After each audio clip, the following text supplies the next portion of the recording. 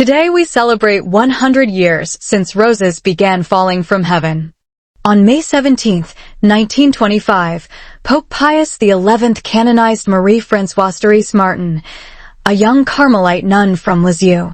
On her deathbed, she promised, "I will spend my heaven doing good on earth, and let fall from heaven a shower of roses." A century later, her promise still inspires us to live with love and care. Thérèse did not give us just another way to be holy. She taught a simple and revolutionary path called the Little Way. In a world that values success and fame, she reminds us that without love, even the greatest deeds mean nothing. Real change happens in small acts done with great love. We should ask ourselves, do we help others to be praised, or do we help simply to serve God and others? This could mean noticing someone who is often ignored, a coworker, neighbor, or child, and offering them patience, attention, and care, even if no one sees it. Thérèse also changes how we see power. True strength comes from serving others, not holding positions. She warns against pride and teaches us to trust God's mercy and remain humble in our efforts to be holy. The roses she promised are not just comfort, they are ways to transform the world. Her love of flowers teaches us to care for the earth. She also shows us that our struggles, offered with love, can help others. In today's world of digital distractions, her call to small acts of love challenges us to be fully present with people around us. We see her lessons in real life. A mother in France prayed to Street Thérèse while her daughter was in the hospital. On the last day of her 9-day prayer, a bouquet of white roses arrived anonymously, the same day her daughter began to recover. This family treasures the roses as a sign of God's care. We should ask, are we looking for God only in big events, while missing small everyday miracles?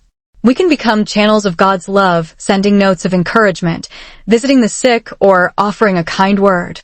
These small acts are our own roses. Sometimes roses appear in unexpected ways. An American couple prayed to Street Thérèse to sell their house. In winter, they saw a single wild rose blooming in their yard. Soon after, their house sold. They saw the rose as a sign of Street Thérèse's help. We are called to notice God's signs and respond. This means being patient, trusting God, and offering consistent love and service. Roses also bring comfort in grief. A young woman asked Street Thérèse to send yellow roses to show her father's peace in heaven. Days later, she found a small bouquet of roses washed ashore. The sight brought her consolation and trust in God's care. Thérèse's little way is not only personal, it inspires great work. Mother Teresa of Calcutta followed her path, serving the unwanted and unloved. She started the Missionaries of Charity, now in over 120 countries, living ordinary acts with extraordinary love. Even in daily life, small acts matter. A Jesuit priest offers every task, homily preparation, hospital visits, or meetings as a way to spread God's love. Parishioners notice his small acts, like greetings and notes, as examples of the little way. In workplaces, small acts of love improve morale and community.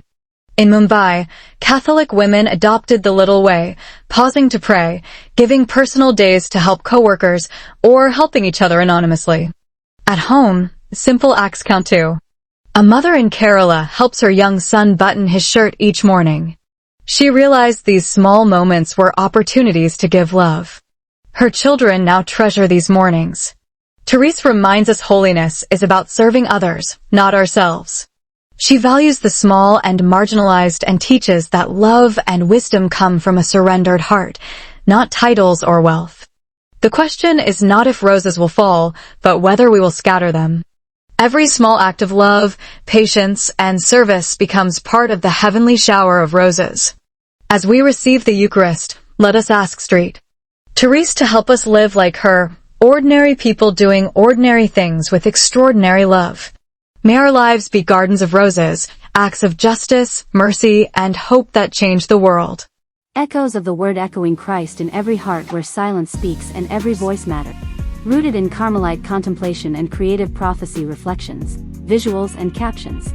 crafted with love and multilingual. Inclusive. Spirit-led. You are not just a viewer, you are part of the echo. Join a community that honors every voice. Let the word resound through hearts, screens, and lives. Welcome home. May every post be a prayer, every image a window to grace. Subscribe, share, commit. Prayer requests and mass intentions. We believe in the power of prayer and the grace of community. If you'd like us to lift your intentions in prayer or include them in our mass offerings, you can write to us. Email, echosofttheword@proton.me. Mobile phone WhatsApp, +9189812238485.